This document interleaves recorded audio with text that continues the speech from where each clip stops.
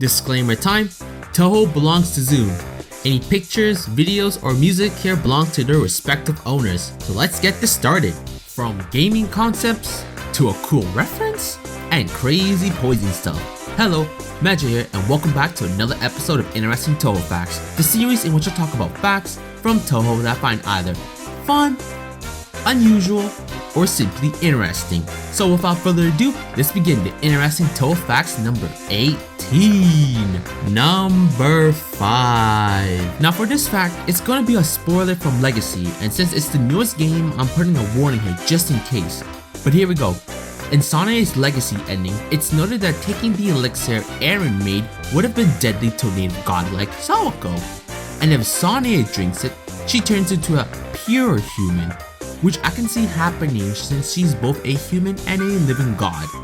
Damn it, Eren, you can make shit that even kills gods. Even though it was unintentional, I'm assuming anyway.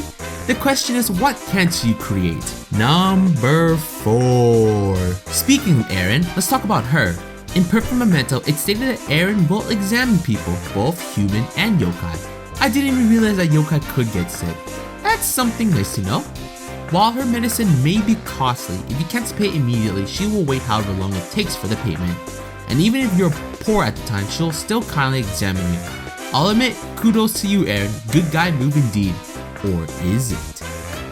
Q says that the fact that she's appeared all of a sudden and started treating people's illnesses, and yet doesn't seem to be motivated by money, gives an impression that there's something else to her behavior. I ain't going to deny that. This is Eren we're talking about here. She seems like a kind human at first impression, but since the reasons for her kindness are unknown, she sometimes makes people uneasy. She is a model person, but nothing is for free. While we may not know her true intentions for examining and helping people, as long as her goal isn't something that's gonna fuck with Gensokyo, let's accept her help. I mean, I highly doubt you're gonna find a better doctor who cures bloody death, that's for sure.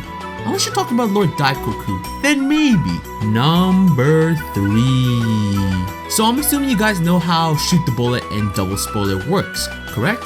If you didn't, the goal is to survive all the shits that's being thrown at you while taking pictures of your opponent and their Damaku. Now the concept of this game has been around since EOSD. Zune experimented with the idea previously, but the results didn't satisfy him. He needed a character who takes pictures. So Aya, who came in Bohemian first and later Phantasmagoria, came to be. Aya better be thankful he needed someone to fill the role of the cameraman, or you might have never existed. Like a certain fellow I mentioned back in episode 1. Number 2. So who here plays bloody League of Legends? I do, but very rarely, and only with friends and family, since I do not trust pugs or myself.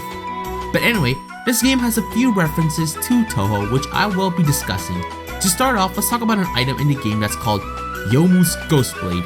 Yeah, it's got 2 U's. Well, I think it's pretty obvious who it's referencing, but the question is which blade? Is it Rakuken or Hakuroken? Aside from that, there's actually another reference when it comes to Yomu, and it's from the champion Oriana. I think I said it right anyway.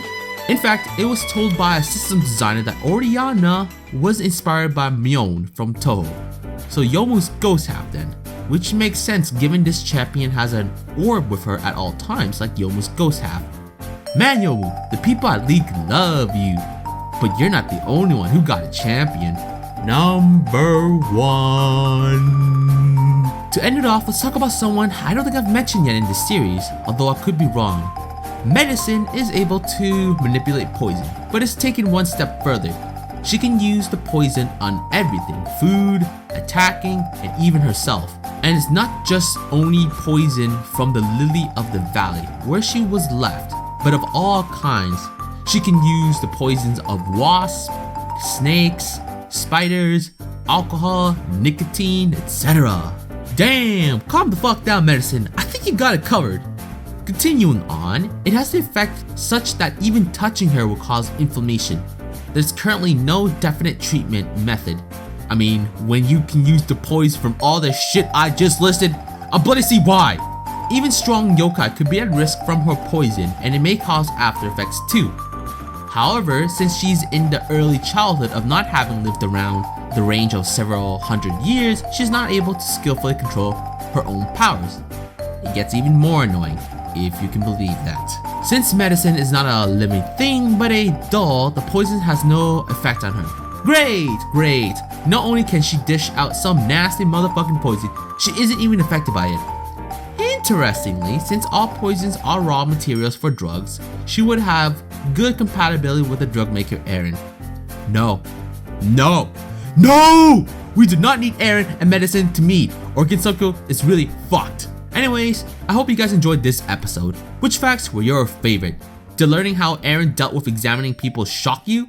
If you play League, are you gonna try out Oriana or a champion who can use Youmuu's blades? Or do you believe Aaron and medicine should never, ever meet? Either way, this is Magi and hope you guys enjoyed this episode.